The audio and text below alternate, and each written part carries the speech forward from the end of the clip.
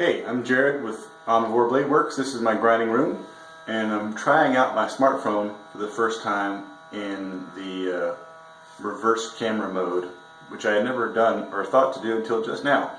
I feel kind of stupid now because it's so much easier to take a shot while you're looking at the camera and you have feedback right there and then. So, I wanted to show you what I've been doing in the grinding room today and for the last, I guess, week or so. Another stupid thing that I came up with is a really simple backing plate to put your knives on before you start grinding them. So I just made a plywood cutout with some pinholes where the handle scales would normally mount, and mount the blade to the plywood, and then you have a nice insulated, thermal insulated and bulkier thing to hang on to, so you can grind your blades on your belt grinder without burning yourself, and also without bending the blade. If you have a thin piece of steel or a long blade, you can often put enough force into the belt while you're pushing on trying to grind that you'll bend the blade, and what was straight when you started is now a big noodle. Your grind lines might look good, but you did bend the blade as you ground it. So this saved me a lot of time and gave me better control because I was able to work without gloves or without my normal vibrating Vibrostop gloves. Instead I'm wearing these Dyneema gloves that have neoprene dots all over them. I really like these. These lasted a long time, and I need to wear some more. So anyway, this is the Hangry Opossum, and it's kind of reminiscent of our Handy Possum from ages ago, which I still have some of, but it has the prehensile hilt system, and so you can maintain control of it in your hand like so without losing your grip. So, and also it's not fully enclosed, so you don't tear your fingers off if you get the blade stuck in something or some bad guy. That's kind of what this is for. It's hangry, so when you're a little bit upset because you didn't get enough to eat, you can cut your food up with a vengeance, or open up a sack of oatmeal or something.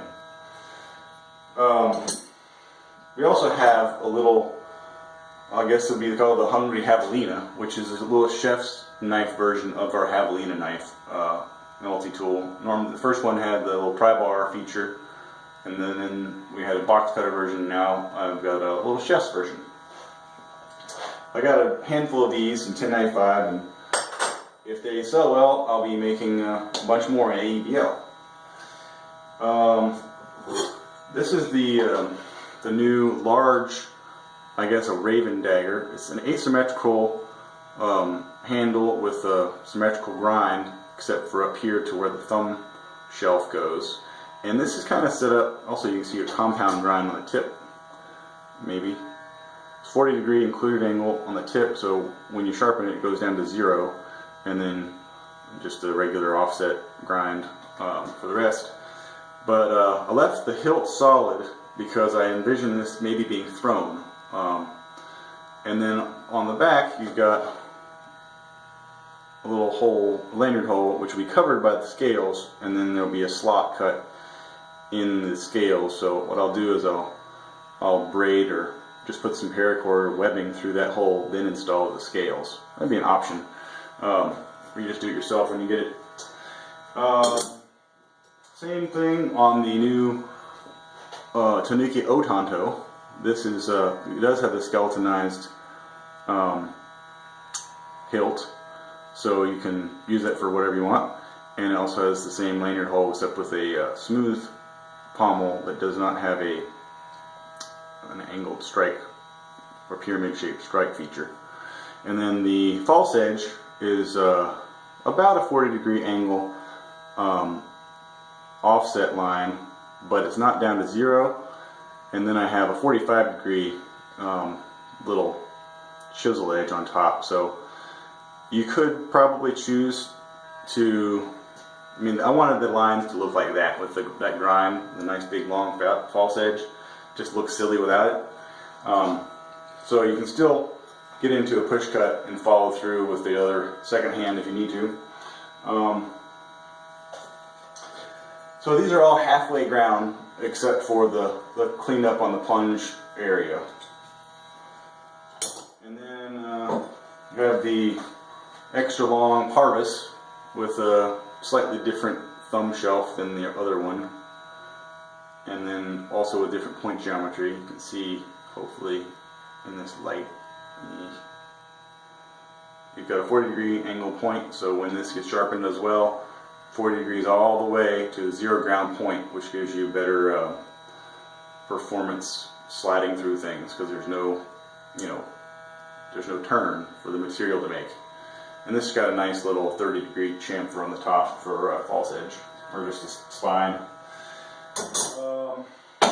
And the Americanus Bowie, 3rd generation. This is all 3/16 1095. This has got the little strike feature on the back. You can kind of see that. That will get a very minor crown, like a bevel on it, so it'll have like a little pyramid-shaped striking feature. And then a flat shelf here in front of the thumb shelf for batoning, and a nice sharpenable false edge so that you can use the original Bowie grip and whackety pop pow, and then slice and gut and all the wicked stuff that they used to do in the old days. But primarily it's a camp tool for it's a nice light flickable Bowie, and with this 1095 Austempered steel you get about an edge hardness of 56, and it's really a lot tougher than most other tempers. The sheath on this one's going to have a magnetic retention system like in some of my other videos, so you'll be able to carry it behind your back upside down without falling and cutting your butt off. Then the new Horribilis, or at least the Horribilis wilderness knife, I guess, is the same concept of main chopping bevel with the same compound point geometry as in some of these other ones, and then the beveled section up here that just gives you an extra backup edge. So when you beat the hell out of this thing and you ground it out in rocks and sand and bare bones and who knows what, you still have a place where you can shave the patch off your beard, so that your collapsible stock on your 458 SOCOM AR-15 doesn't pinch out your beard hairs. Then the swedge on the back here just gives you a place to grip, so you can use it as a draw knife, or if you want to baton and split wood for your campfires.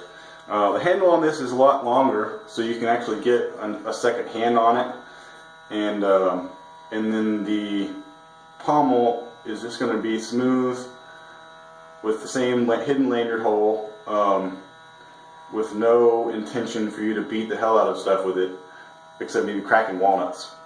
So it's not going to be checkered or anything, it'll just be smooth, because people end up saying, oh, it's strike face, bap, bap, bap, and they hit it on rocks or something, and the Cerakote wears off, and that just looks ugly and busts.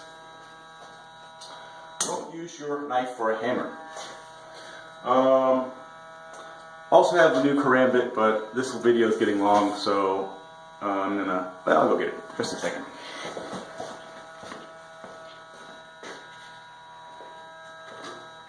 I forgot where I put them. Here they are. Silly me. Poor planning. So this is 3/16 as well, and it's got a nice little gripper tooth section, like an egg tooth. I kind of want to call this dragon karambit, but they may have been done already, but it looks kind of like a little pterodactyl or dragon to me, so help me name the thing. I was thinking Skeksis, that's probably copyrighted, and the Skeksis karambit would be kind of funny, because it just sucks the life out of gelflings, and it'd be more copyright, but infringement for Jim Henson, but oh well. Anyway, I've got quite a few of these we've got to be ready, and quite a few of the hangry possums, which I'm excited about these, and And there'll be more to come in the future in both AEBL and 3V steel, I believe. And hopefully they'll just take the internet by storm and then everybody will want one. And I can actually maybe make some money, finally. Alright, thanks for watching, and I hope that I can use this feature on my camera phone to make better videos in the future that are maybe more entertaining. Alright, see you later.